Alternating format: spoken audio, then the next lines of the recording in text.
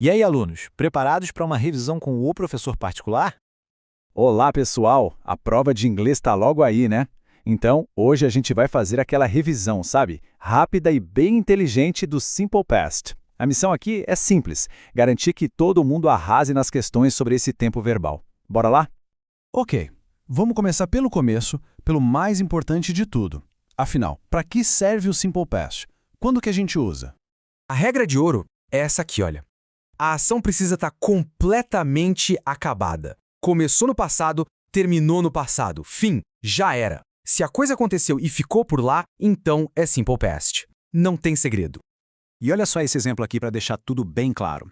Na frase I watched a movie yesterday, a gente tem duas pistas. Primeiro, o verbo watched, com esse ed no final. E segundo, a palavra yesterday, que significa ontem. Ou seja, a ação de assistir ao filme aconteceu ontem e acabou ontem, 100% finalizada. Certo. Agora que a gente já entendeu a ideia principal, precisamos conhecer os jogadores desse jogo. No Simple Past, os verbos se dividem em dois grandes times, e para a prova é super importante conhecer a diferença entre eles. Pensa assim, ó, de um lado a gente tem os regular verbs, os verbos regulares. Esses são os bonzinhos, sabe? Eles seguem a regra direitinho, é só colocar ed no final e pronto. Mas do outro lado, a gente tem os irregular verbs. Esses são os rebeldes. Eles não seguem regra nenhuma. A forma deles muda completamente. Go vira went, eat vira ate. Para esses aqui não tem jeito, a gente precisa decorar os principais. Agora, muita atenção, a gente vai entrar na primeira zona de perigo da prova. É aqui que muita gente acaba escorregando, mas com a gente não vai acontecer, porque vamos entender de uma vez por todas o papel do superauxiliar did. Porque a grande questão é essa, né? Se na afirmativa a gente muda o verbo, como é que faz para perguntar ou para negar alguma coisa no passado? A gente fala he played not? Não, né? Fica esquisito.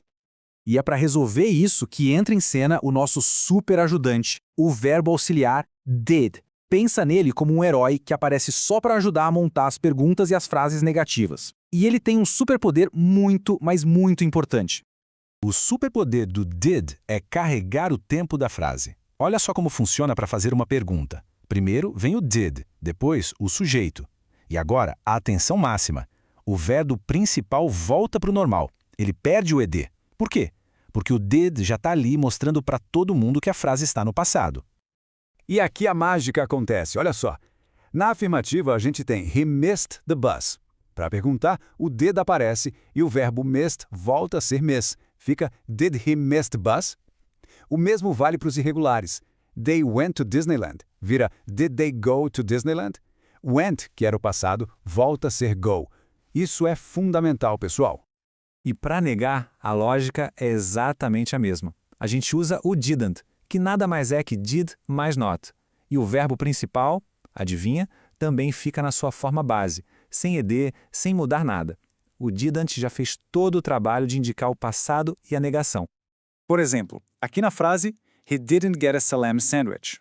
A estrutura está perfeita. Tem o didn't para negar no passado e o verbo get está ali, na sua forma original. A gente não diz didn't got, ok? É didn't get. Tudo bem? Vamos para o nosso segundo ponto de atenção, a única exceção à regra do dig. Existe um verbo que é tão especial, mas tão especial, que ele tem as próprias regras no passado. Estamos falando do famoso verbo to be. A diferença aqui é gritante. Para verbos de ação tipo play ou watch, a gente precisa do did. Mas para verbo to be, que no passado vira was ou were, ele mesmo faz o serviço. Ele não precisa de ajudante. Para perguntar, ele mesmo vai para o início da frase. Were you tired? E para negar, é só colocar um not junto dele. He wasn't late. Então, a regra de ouro para não errar na prova é: se a frase tem was ou were, pode esquecer o did. Ele não entra nessa festa. Was e were são autossuficientes. Eles se viram sozinhos. Grave isso. Ufa! Chegamos na nossa reta final. Vamos fazer aquele resumão com os pontos cruciais, sabe? Aquela colinha mental para levar para a hora da prova? Então, vamos lá para não esquecer de jeito nenhum. Primeiro ponto, perguntas e negativas com verbos normais, de ação, tem que usar did ou didn't e o verbo principal volta para a forma base. Ponto 2, o verbo to be é a exceção. Ele vira was ou were e não usa did. E por último, ponto 3, dê uma atenção especial àqueles verbos irregulares que mais aparecem. Go, have, eat, see. Esses são figurinhas carimbadas em prova. E para a gente fechar com chave de ouro e já ir praticando, fica o desafio. Usando tudo que a gente revisou, como é que se responde a essa pergunta? What did you do yesterday? Tentar construir a resposta na sua cabeça é o melhor jeito de fixar tudo isso. Boa sorte na prova, pessoal, e até a próxima!